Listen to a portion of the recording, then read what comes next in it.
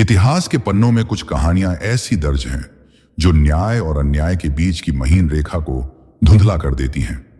एक ऐसा ही नाम है कर्ण, एक महान योद्धा, परम दानवीर, पर जीवन भर अपमान और उपेक्षा का शिकार।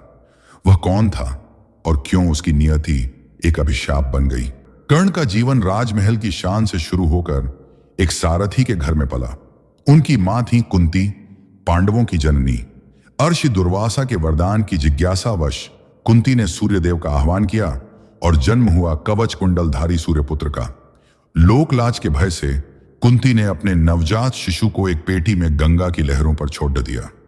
यह था एक मां का त्याग जो कर्ण के जीवन का पहला और सबसे बद्दा घाव बना।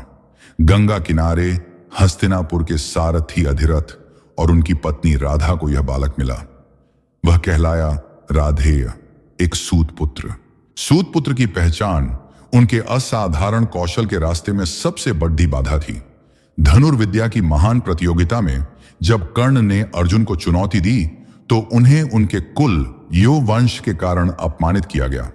गुरु कृपाचार्य ने कहा, एक सूत पुत्र एक राजकुमार से प्रतिस्पर्धा नहीं कर सकता।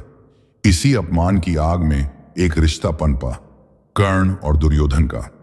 जहां हर किसी ने कर्ण को ठुकराया, वहां दुर्योधन ने उन्हें अंग देश का राजा बनाकर सम्मान दिया। यह मित्रता धर्म से नहीं बल्कि कृतज्ञता और सम्मान की नींव पर टिकी थी, जिसने कर्ण को जीवन भर कौरवों के प्रति निष्ठावान बनाए रखा।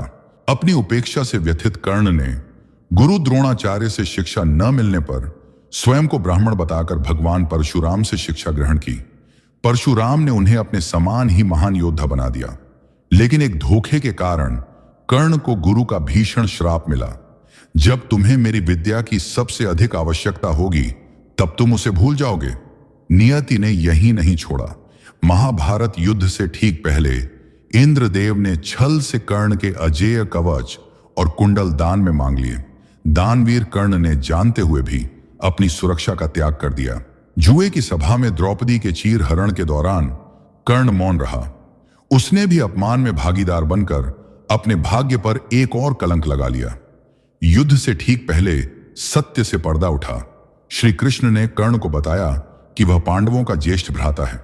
उसके बाद कुंती ने स्वयं कर्ण से मिलकर युद्ध में पांडवों का साथ देने का आग्रह किया।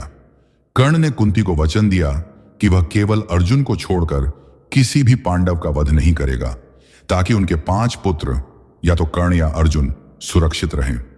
यह था एक वीर का धर्म संकट, जहां उसके सामने मित्रता और मातृत्व दोनों खड़े थे। युद्ध शुरू हुआ। भीष्म और द्रोणाचार्य के पतन के बाद कर्ण ने कौरव सेना की कमान संभाली।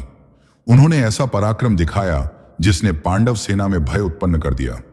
इसी दौरान कर्ण को अपनी अमोघ शक्ति का प्रयोग पांडव पुत्र घटोत्कच पर करना पड़ा, जिसे श्री कृष्ण ने पांडवों के लिए एक बड़ी जीत माना। कर्ण की हर जीत ने पांडवों को भयभीत किया, पर उसकी नियति हर कदम पर उसे पीछे धकेल रही थी। महाभारत के 17वें दिन कर्ण और अर्जुन आमने सामने थे। यही वह पल था जब परशुराम का श्राप फलीभूत हुआ। कर्ण अपनी विद्याएं भूलने लगा। इसी बीच धरती माता के श्राप से उनके रथ का पहिया कीचड़ में फंस गया। कर्ण जब अपने रथ का पहिया निकालने के लिए झुका, तब निहत्थे योद्धा पर वार करना धर्म विरुद्ध था।